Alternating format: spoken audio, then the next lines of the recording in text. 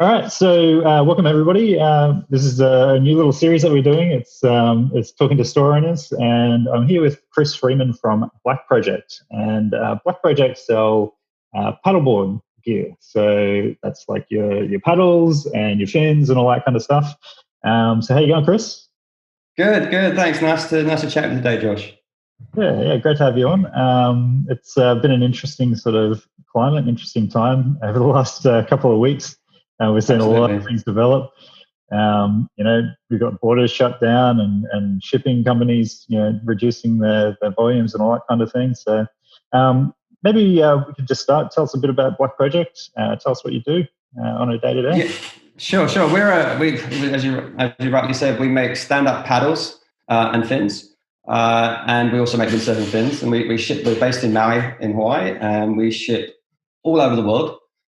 From our little place here, home office, if you like, and just a very small company. Like there's 5 of us who actually work here in various operations, but I'm the only one who's full time.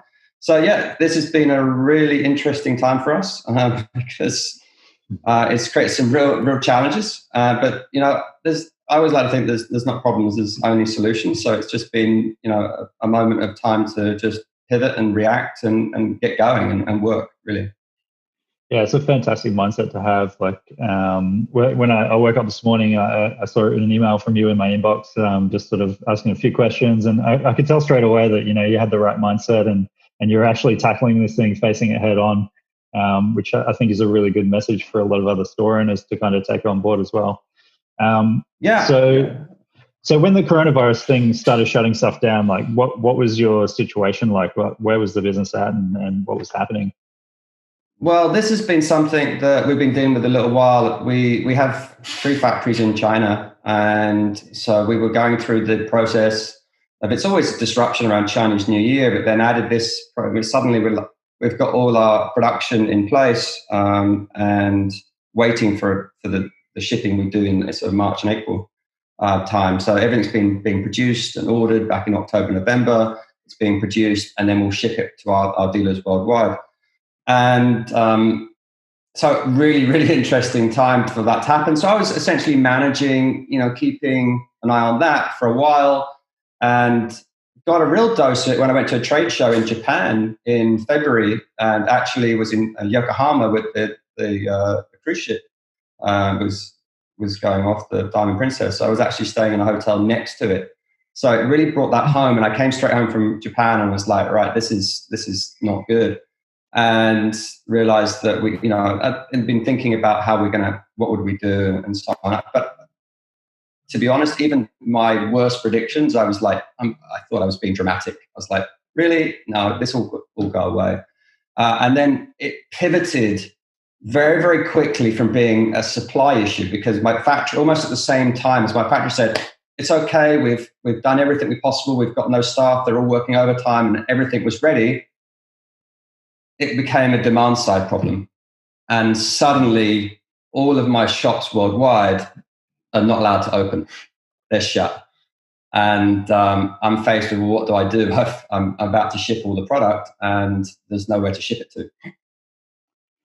That's pretty wild. Yeah, it's like extenuating circumstances that are just like totally out of your hands, pretty much. I mean, exactly. I mean, if you think I was due to basically start the shipping, like going through it one by one, get the big ones out first, go through it like last Monday, so a week ago. Is that right? I'm not even. Was it a week ago or 2 weeks ago? I'm not even sure when, what date everything started. Now it's been as soon as this happened, as soon as it was kind of already happening, and then as soon as the US started to announce restrictions on travel, that's when I knew that everything was changing so quickly, and we went into basically putting in a disaster plan straight away and rolling that out really. Mm-hmm. So like when this was all going on, like how did that actually feel when you're trying to get through that, like when the US shut down borders and all that kind of thing? Like what was going through your mind? I mean, suddenly the world's felt really small the last few years. I've been very fortunate with my job to travel over the world. I'm British originally, and my family's in the UK, and I've always been able to, if I want to jump on a plane, I just can go. And suddenly I'm like, hang on a minute, we can't do that. The world suddenly became very big, and you've worked really hard to get where you are, and you're like, this could all go away in a very, very short period of time. And I think that people don't realize how fragile many businesses are, especially small businesses. That they're living week to week sometimes, and it's like they rely on everyone paying on time, and they rely on all these things to go smoothly. And as long as they're going smoothly and you manage it really well, then it's okay. But something like this, you're like, wow, and then it comes at the wrong time. So for me, it was the wrong time. I'm probably going off the point here, but I think, to be honest, actually, I think other small business owners would understand this, is that, I'd rather be in the thick of it and doing something than standing on the sidelines and watching it happen. So in a way, this is just like, you roll with it, and it's like, wow, I'd rather be at the coalface and doing something and getting on with it. And this is what we live for and thrive on, right? Adversity. And we want to do it. So this is like, feels like we're living in a movie, another right? problem to solve, and it just feels like we're living in a movie. So it's like, it's whatever it takes, 18 hours a day, whatever it takes to figure it out. And right, we've got a problem. How do we do this? How do we figure out what we do and pivot? And for me, that was like, we've got to pay our factory bills because we need to have to keep our product running, but we also can't get on the phone and demand payment from all our dealers around the world. I mean, they're dealing with debt, and what can you tell? I spoke to one of my dealers in Portugal, and I'm like, I can't have my stuff now because, like, there's just, without going into too many details, but it's just, people's trying to just, stay healthy, and the shop's closed, and there's death, and it's a very scary time, So because I've got that finger in the pies all over the world, then I kind of had a little bit more of an idea of what was going on. And rather than the US, we're often insulated from that. And then in Hawaii, we're usually even more insulated from that. So it's like, actually something's happening. So for me, in that sense, we can't change it. We've got it. As a small business owner, you either get on with it or you step aside. And so my view is like, let's just do this. Let's go for it. Whatever. Take the challenge. Let's go for it. So what was the next thing that kind of went through your head? Like what you had to do? What was your action plan that you immediately did next? I mean, the first action plan is I need cash. As a small business, I need cash. It's like, where can I get cash from? Okay, right. I'm going to check all my funding sources and get cash while I can. So in case I don't need it, but at least I've got it. It's an extra 10,000 in that you've got to pay back over 3 months is much easier than having to pay it next week. So, checking financing, it didn't even take too much, but I was like, I can check that I've got access to it. And then I'm like, well, speak to the dealers, and suddenly I've got a large amount of product to sell, probably about $250,000 of retail product that was expected to go out to dealers, which suddenly now wasn't going out to dealers. Wow. So we had been working on our website and our retail side of things quite a bit. So that was good. So I pivoted on that, and that became the main focus for 10 days, is everything with the retargeting, one of the first things I did was beef up my online advertising. I spent $1,000 in the first week on Facebook advertising. All around the world, right? Who is still interested? Who's reading this the most? And I think when I first started that, I was like, hang on a minute, everyone's reading this in Italy. And that kind of got me thinking. It's like the top hits on our first ads were all from Italy, because everyone's at home. And that was my pivot was like, I knew that everyone was going to be home. I was on the phone to a marketing guy. We need to do something. We need to change our messaging as well, because our messaging is always about winning. Our athletes won 14 world titles last year, for example. So it's all, our messaging has all been about winners use this. Well, suddenly there's no races, then there's no messaging about races. So we had to change that and go, right, we're going to quickly change our pivot to healthy lifestyle, get outside and challenge yourself. And I've got a collaboration going with some guys in the UK who run an app called Paddle Logger. So that was one of the first things I did. I woke them up. It's quite funny. there's some guys I've like exchanged some emails to. We sent them a paddle. We never did anything. And then literally Wednesday night it was after the announcement here.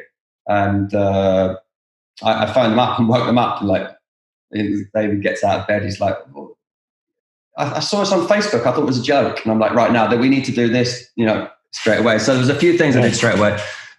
So massively rolled out our online really, really quickly, got the ads rolling, got to our email list, made sure our retargeting was done. It's like, we need to act really, really quickly and beef up that side of things. But I also knew that when you push really, and I think this is for other businesses to operate in, we're about a third. So like we're about a third of our business is direct retail. A third of it is with sort of USA shops, we call wholesale. And then a third of it is our international shops. So it's about 2/3 to dealers and a third direct.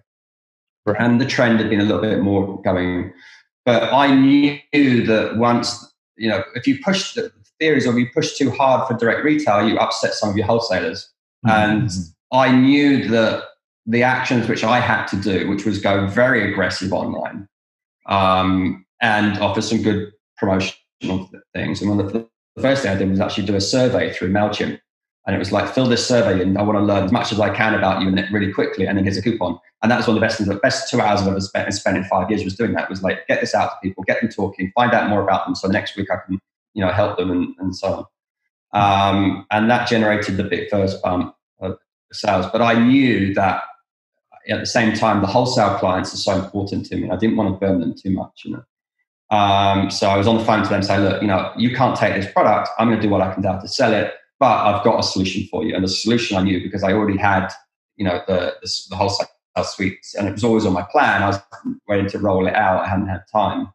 And I was like, right, I'm going to do this now, and we're going to roll out the wholesale suite because you guys don't want any inventory, but I'm going to suck up the inventory and I'm going to make it available for you to drop ship. And I'm going to make it super easy for you. You're going to log in, you can see it's there, and you're going to sell it. And we'll take care of everything else. And the response was just fantastic. It's like, absolutely, yes, please let us do that. So we can't afford to take inventory right now, but we'll go out and sell it. So essentially, that was I knew that, the survival in the business strategy was we need to sell a lot of product really quickly. But the medium and long term is to be taken care of as well. So it's a careful, explanation, talking to these guys. I've already had the wholesale clients, talking to them saying, this is what the strategy is, and this secures your business as well as my business long term. Yeah, kind of. It maintains that relationship as well, and sort of gives you a way to sell them in smaller sizes and stuff like that, but still give them those wholesale rates and all that kind of thing. So yeah, so I love that you're able to get like a minimum viable version of that going so quickly. So like with the wholesale people and with the resale people, what are you seeing happen now? It's been sort of like coming up to a week after this has been put in place. Like how's things going now? It's been good. I mean, there's been a massive response in terms of massive spike in sales for retail. I mean, at the same time, my shipping guy can't come to work, so I've been shipping at 5 till 9 in the morning and in the evening, doing his job, and then doing this all during the day. So yeah, there was a massive, initially really big, influx of sales, and then I've had to turn that all off because I had to then now. That was the original. Now move into the next stage of the business. Into this is more, working about how do we reinvent the business now in a smaller footprint. While we get through this over the next few months, and how do we then change in the future and be more robust and make sure that if this happens again, we're better prepared for it. So the response has been great. The dealers, I'd been talking to them, and before I even did it, over the last months, this is going to come, but I'd never had the time to do it. I'd never gone, right, okay, this is time to do it. But the response from them has been fantastic, and I literally got it running very, very basically. I installed it, got it running very basically, and tested it. I could sort of a few issues and went through and documented all the things I wanted to change and sent it off to my developer, basically. Said, right, drop everything else you're doing. This is what you got to do now. And they get set up and they get fed up of me doing that. Every week it's pivot and do something different. But yeah, forget about that now. That's not important. But you must have this ready. So there was a bunch of things I had to work on with that. But I mean, I right in the mix of it all, I get one of my long-term, like a smaller dealer who I've sold a few things to in the past, said to me, "Oh, I need that fin for blah, blah, blah. Oh, can I get that? Can I get something?" And normally that would be going through the process, sending them an invoice, sending them this and that. And I was just, "Hey, we're just about to launch this." It was even just on a test URL. Go here, log in, order it, and we'll ship it. And he's like, "Okay, bang, done." I mean, it was, because it was running in the background. It's like, and that means it's then automatically straight into our accounting, straight into our ship station, and it's gone. And it's like, in the mix of it, and I've lost my assistant because she's on maternity, and I've lost my shipping guy. Suddenly it cut through everything and made it much easier. When I didn't have the time to do an invoice. And you do an invoice, and I think one of the things is then you never know if someone's going to pay. So you do an invoice, you set it all up for the shipping, and then it takes 3 weeks for them to pay. And particularly in this time right now, it's like if someone's got like 3 weeks is an eternity. So yeah. So it's like you want that quick conversion. And then since then, it was like a couple more people, saying they want something. So I just was using a soft test client. So here you go, test this, try this out, test this out. Got on the phone, had a testing, a check session. One of my top retailers. Say, well, what do you think of this? I know you've used other ones, some other things. What do you think of this? Let's walk through an order. And then he, literally as we're talking, he placed an order, put his credit card details and placed an order. He goes, "Oh, I just bought something. Can you refund that?" That's fantastic. So that was fantastic. And then I've just since throughout in the few days, I'd have to look at the timeline. In the few days which we actually started the development to start to being operational, it was probably most of last week. To be honest, probably until last week. Last night was when I actually deployed it to our dealers. But yeah, everyone who wanted one, I just sent it out and they placed their order. Fantastic. Yeah. And it's super, super easy. And they're like super happy because the big problem they have is, normally they get a customer who says, "Oh, can I have X, Y, Z?" And it's like, they haven't got all the inventory. And they're like, then emailing me, "Have you got the inventory?" Then I'm emailing them back saying, and now they can just go, "Hold on a second. You want it? All right. What's your address? Okay, done." And I don't even know anything about it. Yeah, so it's really what we wanted, and it's come at the right time. It was such a great tool to really give something back to our retail partners, but also at a time when we need to streamline and be more efficient with everything. Then absolutely fantastic. So they're really happy. There's always some pros and cons of these things, and it's getting them to get used to that. And now the nice thing about that is that they can go and order. I was thinking about the FedEx site where I go and order the labels I need and stuff like that. So I was like, I can now. The nice thing, one of the best features I thought was that you can make products available only for wholesale customers. And that not all products are available for wholesale customers. That's one of my favorite features because it means that I can enable wholesale customers to have products which can't be bought online. Or they can have spares. And that can I have 10 stickers? Email becomes 10 becomes them ordering 10 stickers and my shipping guy code is shipping them out and me know nothing about it. That's fantastic. Yeah. And that's just cut through, saved a lot of time. Yeah. So yeah, in that sense, just automating some of the things which we don't want to have to, and yeah.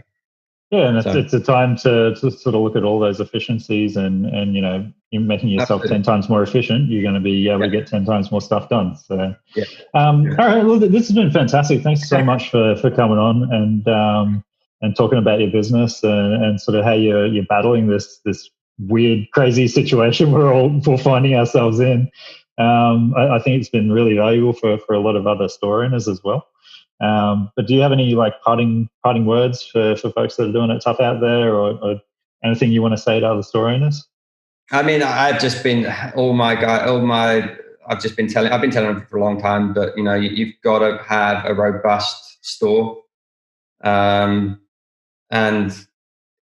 it's as much as you do it yourself, it's better to have a developer do it. Know what you want and have a developer do it. Mm-hmm.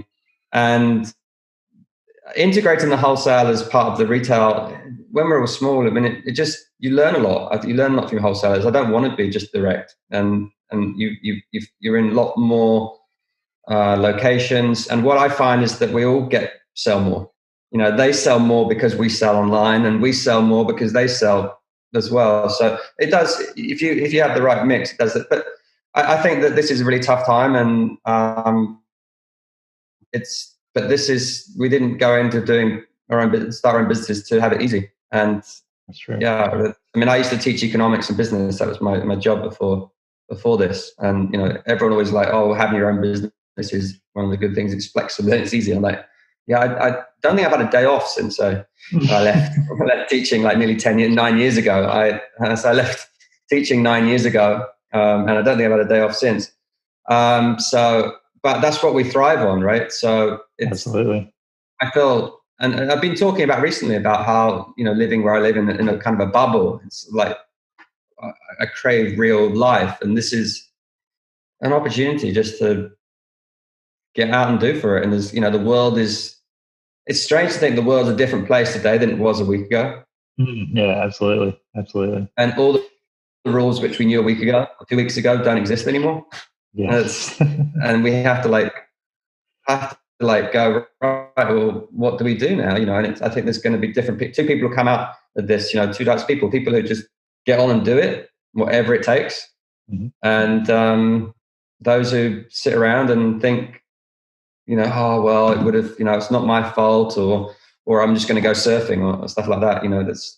I think you can do a lot if you just get on and graft and people. And I've been texting. I've got one of my guys in the UK and one of my guys on the mainland. And I know they're working really hard to save their business as well, right? And they need me because they sell my product and they sell other people's product, of course. But it's like we're texting their communication. Just like, come on, guys, we can do this. There's still people who need what we want, and they need it more than ever. And if we can get people the stuff they want, and that means they can get outside and get some exercise, then we're really helping them, and I think that's important. So we're all doing a great job. Everyone's doing a great job in these small businesses, and we just believe we just got to fight through it, really. Absolutely. So yeah. Anyway, but you've been really, really helpful, and I really appreciate it. And thanks for responding to my email. When I saw it, I was like, hey, I don't know how automated this email is, but I know whenever someone replies back to me, I got one in the midst of all this, right? I got one email from a customer who replied to like a direct reply back to me, and it was like he said, look, you know what? A while back I got a new work computer. And I trawled the internet for pictures of stand-up paddling because that's what I love to do. And then I've been looking at those my screensaver for 18 months or whatever it was. And then he said, then I saw your survey you did the other day. And then I went back to your website and he said, I realized that half the images that I'd taken were from your website. And he's like, he said, you know what? You've made my work a nicer place to be, and I thank you for that. And it was just this one customer out of all those thousands of people you can interact with. One customer took the time to reply, and so in the midst of crisis, all this crazy stuff in the midst of me thinking that I'm going to lose my business, my house, everything. That one customer took that time to write back to me and say, what you're doing is changing my life. And I was just like, this is why I do it. And I think, exactly. And this is why I do it. And it's good. So, yeah. I live for those interactions as well. So like I reply to everything that I can. And, I really appreciate it. So there's a real mix between digital and the personal skills, right? And I think that's the thing. Absolutely. A lot of people, they think once they've got their website going that they should like be hands off it. And, for me, it's like, how many times you have to walk through with people to say, no, look, press here, press that, and do this. And it's always like temptation to jump in and just send them an invoice. But it's learn through that process as well, like making it easy for them, helping them, finding out why that they want to do it differently. But it's been a journey, and I feel like we're coming out of that place. I mean, as we're about to go on lockdown, I'm happy where we're at. I'm happy that, the tools are out there. I'm happy that programmers like you are there to help people like myself to get these things done. So it's very, very thankful. And thanks for taking the time to chat today. It's a real honor to, talk about our experiences, and hopefully it gives some motivation to someone else. Definitely. I can't wait to get this out. Thanks, Chris. Really appreciate it. Thank you so much for your time. Drop me a message. Yeah. Will do. Cheers, mate. Bye. Take it easy. Bye. Bye.